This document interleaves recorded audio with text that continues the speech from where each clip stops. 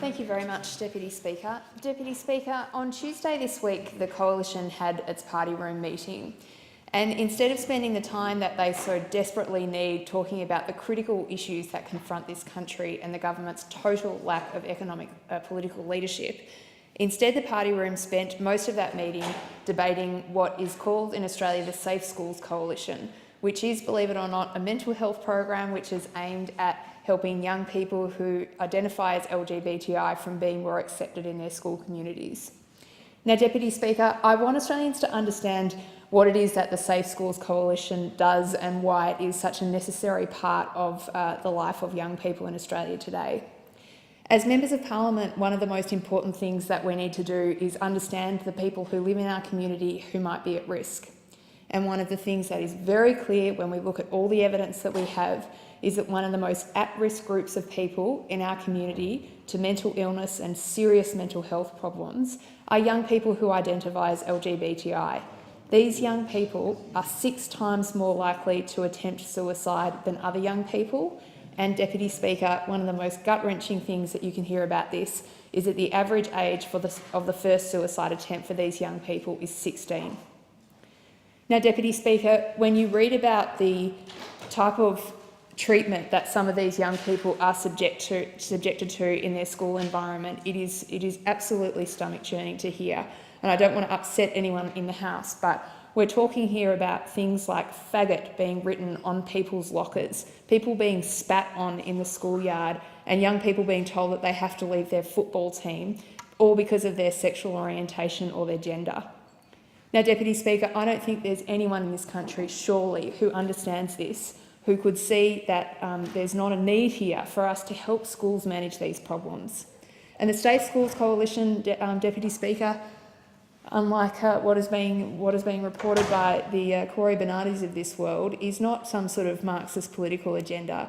It is teachers and principals that came to government saying that we need help with this problem, we need help talking to our students about how they can create a safe environment for young people who are LGBTI. So, Deputy Speaker, the Safe Schools Coalition is a program where the Foundation for Young Australians, one of the most highly regarded young people's organisations in this country, helps to create materials. Schools can opt into the program, so there are only about 500 schools in this country who participate in the program, and they get access to materials that they can use to talk to their students about gender and sexuality issues. Now, Deputy Speaker, I'm really lucky because I've got a really active Safe Schools Coalition school, Bentley Secondary College, in my electorate. And I want to say hello to everyone who's on the Respect Committee at Bentley Secondary College. Thank you so much for having me to visit last year and talking to me about some of the things that you guys are doing. I'm really proud of the work that you do. I'm really impressed by the leadership that you're showing. Deputy Speaker, what these young people do is they have a lunchtime meeting, initially which had to be held in secret, but over time has become a really core part of the activism of these really intelligent young people. They do leadership training together, they do a radio show on Joy FM, and they facilitate conversation with people in the classroom.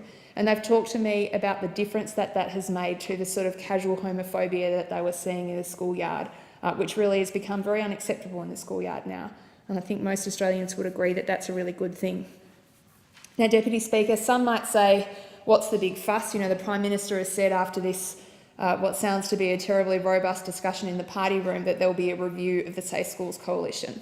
Well, what is wrong with having a review? For one thing, Deputy Speaker, is that I'm really worried about these young people, and I don't want anything about this program which is working for them to have to change. So that's one thing.